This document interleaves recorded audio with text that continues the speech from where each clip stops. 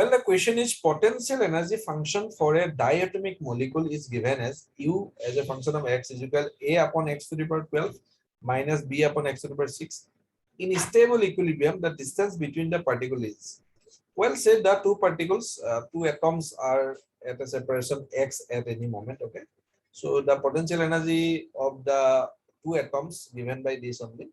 So from that we can easily calculate the force between the two particles, no? Because we know that force is equal to what? Negative gradient of the potential energy only. Okay. So I have to differentiate it. Nothing else. ddx of a x to the power minus 12, b x to the power minus 6. So f is equal. So minus, that is a minus 12 x to the power minus 13 plus 6 b x to the power minus 7. Okay, simple differentiation, you know. So f is equal to what? That will be equal to 12a upon x to the power 13 minus plus, and that is minus into plus will be minus 6b upon x to the power 7.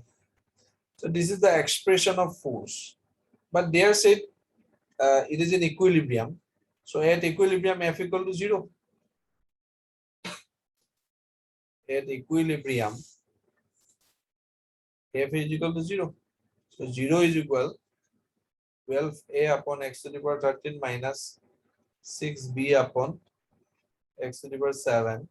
So it means 6b upon x to the power 7 is equal 12a upon x to the power 13.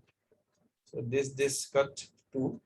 So x to the power 13 upon x to the power 7 is equal